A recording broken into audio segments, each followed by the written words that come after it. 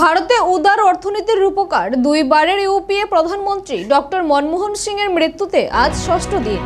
আগামীকাল পর্যন্ত চলবে রাষ্ট্রীয় শোক। আজ বটতলায় অল ত্রিপুরা আনঅর্গানাইজার ওয়ার্কার কংগ্রেসের উদ্যোগে প্রয়াত ডক্টর মনমোহন সিং এর প্রতি শ্রদ্ধা নিবেদন করা হয়।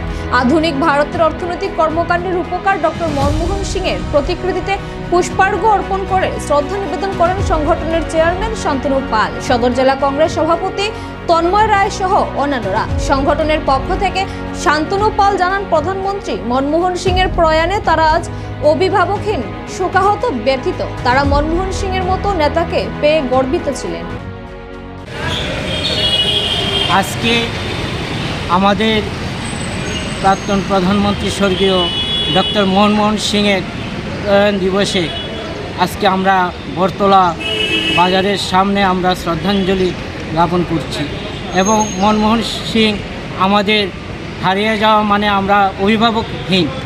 ওনার মতো নেতা আমাদের দলে ছিল, কিন্তু আজকে উনি নেই। আমরা অন্তঃস্থল থেকে খুব কষ্ট পাচ্ছি এবং আমরা খুব দুঃখিত যে আমরা একজন অভিভাবককে আমরা হারিয়েছি এবং ওনার আমলে যা হয়েছে বিগত দিনে আমরা কিছুই দেখি না। হয়তো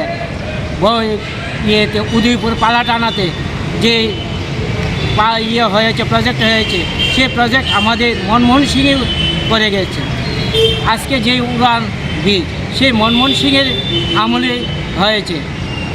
আমরা তাই ওনাকে আজকে এই সভা থেকে আমরা শ্রদ্ধাঞ্জলি জানাই এবং শতকোটি প্রণাম।